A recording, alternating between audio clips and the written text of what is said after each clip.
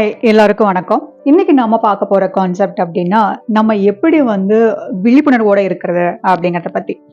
ஒரு கிராமத்துல ஒரு குருகுலம் இருக்கு. அந்த குருகுலத்துல ஒரு குருவும், ஒரு சிஷ்யரும் இருக்காங்க. அவங்களோட சமையலறையில ஒரு பூனை ஒண்ணு வளர்த்திட்டு வராங்க. அந்த பூனை வளர வளர என்ன பண்ணுது அப்படின்னா, சத்தம் அதிகமா போடுது. அப்ப அதிகமா போடும்போது அவங்களால தியானம் பண்ண முடியல.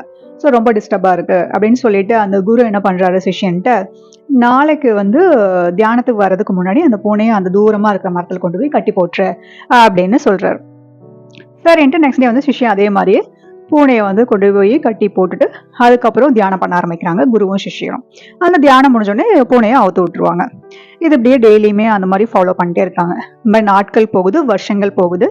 அந்த குருவும் இறந்து போயிடுறாரு, பூனையும் இறந்து போயிடுது. அப்போ என்ன பண்றாங்க அப்படின்னா, அங்க வர சிஷ்யர்கள் எல்லாம் குரு ஆகுறாங்க. ஸோ அவங்களுக்குள்ள ஒரு பிலீஃப் சிஸ்டம் வந்துருச்சு.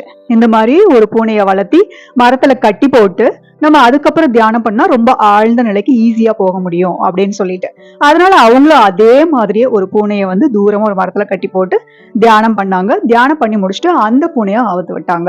ஸோ இந்த கான்செப்டை பேஸ் பண்ணி நிறைய புக்ஸ் எல்லாம் வர ஆரம்பிச்சிருச்சு.